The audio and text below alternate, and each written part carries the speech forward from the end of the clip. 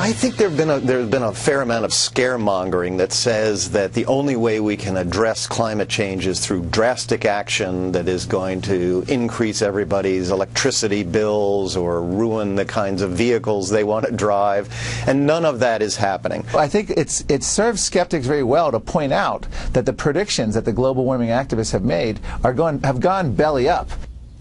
And the debate over climate change rolls on. Each week we ask you to vote in our Friday lightning round poll for your favorite panel topic. And this week you chose EPA regulations. And we're back now with our panel. So the EPA has come out with a proposal for tough pollution standards for new coal-fired power plants.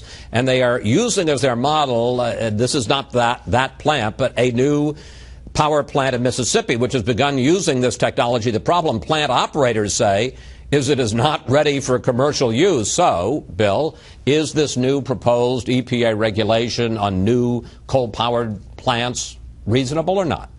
Doesn't sound too reasonable. And I would say, just talking to businessmen, and not simply those in the energy industry, the number of people who tell me the EPA is unbelievably overbearing now and is really pushing the boundaries of established law and just costing economic growth and costing jobs. I'm really struck by that. EPA is one of those things that's below the radar. Mostly it's not legislation, it's regulations. But I think it's a real issue out there. Chuck.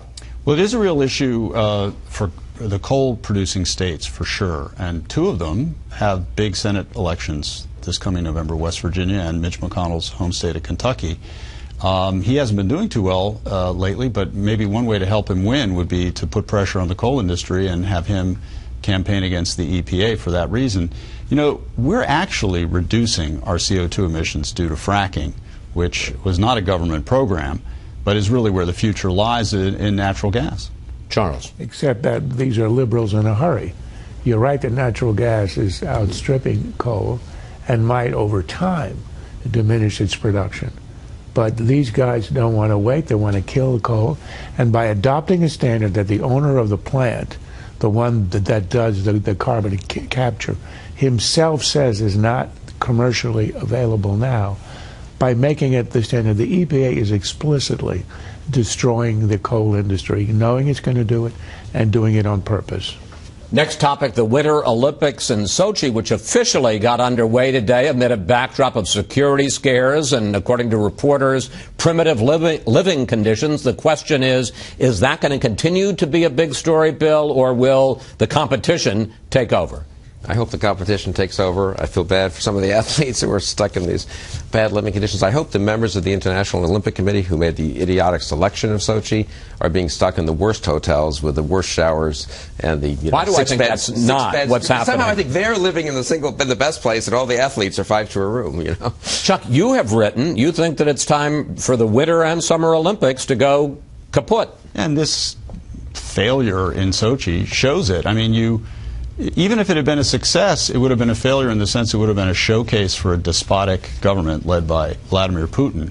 Fortunately, he's an incompetent despot, and he couldn't organize a showcase. He could only organize this mess that they have on their hands.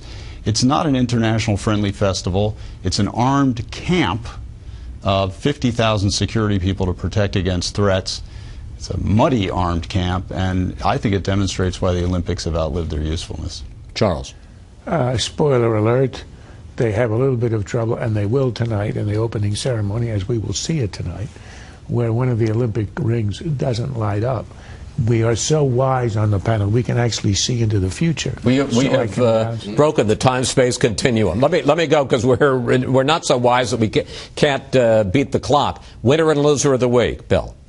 Winner, the Senate Republican Conference. I think they're likely to be in the majority in 2015 because they're going to take the Senate this November. The loser, Obamacare. I do think the CBO report, which showed the job loss added to all the health care consequences of Obamacare, really could be, people could look back at that at a moment when the effort to save Obamacare took a really stunning blow. Chuck?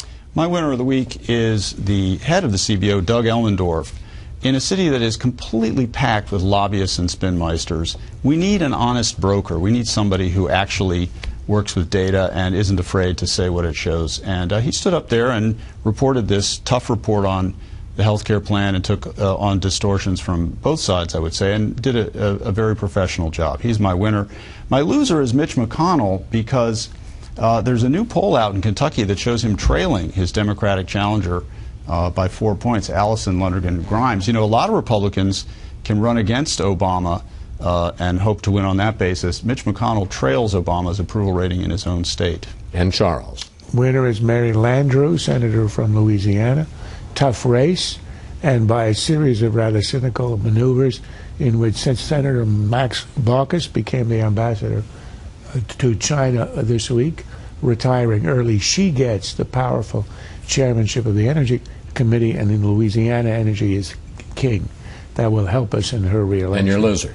Loser are Democrats who had been hoping that Republicans would remain suicidal and introduce immigration legislation in the House, which would be a disaster. Instead, they wisely decided, the Republicans, they'll wait until next year, and that will help to focus the election on Obamacare and to pass immigration reform next year when the Republicans control the Senate, so they'll get a better bill. 2 votes for a Republican Senate. That's it for the panel.